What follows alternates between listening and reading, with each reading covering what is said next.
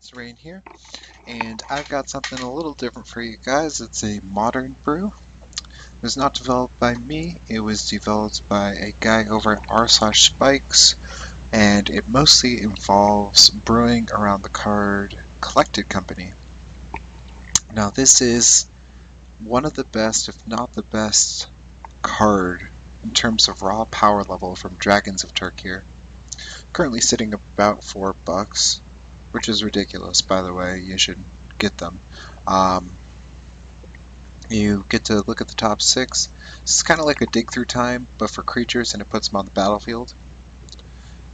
So you can debate whether that's better or worse, but this deck, it's certainly very big at instant speed as well, so you get to do some stuff. Played a couple games with this deck. It's very, very good. Like really something else. What you do is you typically just generate a ton of mana with Elvish Archdruid, Heritage Druid, and Nettle Sentinel. You know, classic elves, Nykthos as well, just a lot of mana generation. And then you use Azuri to kill them instead of Craterhoof Behemoth, which is the other classic card that Elves runs. But the reason you run Azuri is obviously you can just play it off of Collected Company if you get one. You can drop it end of turn and suddenly they're dead. This deck also gets to run a lot of 1-ofs because it's playing 4 cores and 4 Collected Companies. It gets to run a 1-of Reclamation Sage, which is very good against like Affinity and some other things. Like, there are a lot of artifacts and enchantments. So if you need this, you can get it. If you don't need it, you can avoid it. Fauna Shaman, a strap in for a longer game, or if you just need to get a lot of your 1-ofs or something. Eternal Witness, you can debate whether this should be more than a 1-of, but I'm just still been running with the original list, and I haven't really felt the need to tweak it yet, but I haven't played it more than 7 games, so. Yeah, Eternal Witness is great though. I love casting this card off of a Collected Company, and just, like, getting an Eternal Witness and like an Elvish Archdruid is really good. It's also very good in the Liliana matchups, even though it's like one of the only non-elf creatures, which is a little depressing. Essence Warden is an elf, and it has some good matchups. Scape Shift, it can stop twins sometimes for a turn, which could be the difference between winning and losing. And it's the classic like Soul Sister card. Burn will have to kill it, otherwise they'll lose. Infect will just ignore it. Yeah. Other 1-of Scavenging Ooze.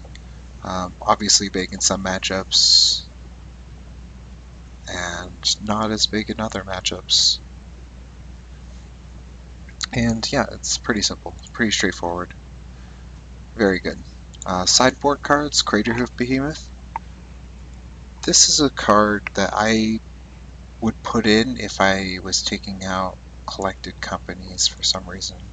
But I can't ever see doing that. I'm not totally sure why Craterhoof is in here, other than, like, if your opponent isn't interacting with you whatsoever, Craterhoof is probably still a better win condition than a lot of these, like Azuri. It might come in against some of the Abrupt Decay decks, but I still think against those decks you still want Azuri. But Craterhoof is just great regardless, though. May test bringing him in sometimes. And as I said, if your opponent's not interacting with you, then he is a faster way to win. Thragtusk against like the burn decks, because he gains you 1 billion life, yeah. Dismember, I have brought this in against like Tassiger decks, against Junk because it kills Siege Rhino, and against Infect, certainly, because you don't care about the life loss. So it's a very good sideboard card. Fracturing Gust, I'm not sure how I feel about this card, but I haven't played against Infect yet. It seems very good. Like, if you play this card, you could just win. I mean, you won't gain so much life because they'll sack all their artifacts to the Ravagers, but that's still fine, right? Scavenging Ooze. if it's a good matchup for Scavenging Ooze, it's a good matchup for it. Same with Essence Warden, same with Eternal Witness. Um, Reclamation Sage, obvious implications there. Thrun, if like I'm against blue, white, red control, for instance, I would bring this in. And Harmonize, also if I was against blue, white, red control or something slower. It is a pretty interesting card though.